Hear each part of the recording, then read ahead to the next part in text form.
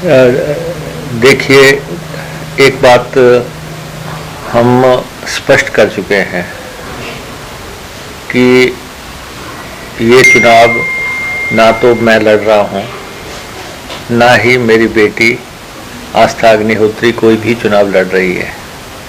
ये बिल्कुल स्पष्ट बात है और इसमें कोई किंतु परंतु करना समझ से बाहर की बात है। और इसमें कोई दो राय नहीं है कि आस्था अग्निहोत्री को पार्लियामेंट चुनाव का प्रस्ताव हुआ था और उन्होंने बड़ी विनम्रता से चुनाव लड़ने में असमर्थता जाहिर कर दी थी और उन्हें गगरेट विधानसभा से चुनाव लड़ने का भी प्रस्ताव हुआ था, जिसे भी उन्होंने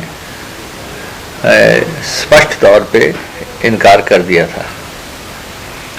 तो प्रस्ताव जो हुए थे वो आए थे, वो आस्था अग्निहोत्री के लिए आए थे और दोनों प्रस्ताव जो है उन पे चर्चा होने के बाद उस पे विराम लग चुका है।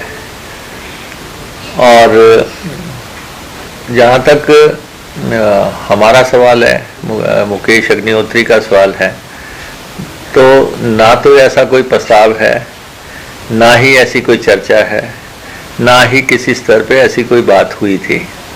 तो इसलिए ये स्पष्ट है कि ना तो मुझे कोई चुनाव लड़ना है और ना ही मेरी बेटी को इस दफ़ा कोई चुनाव लड़ना है। और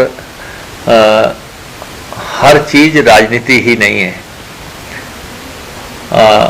हर व्यक्ति के जिम्मेवारियां भी हैं और हर व्यक्ति के जीवन के दूसरे मकसद भी हैं। हाल ही में मेरी पत्नी श्रीमती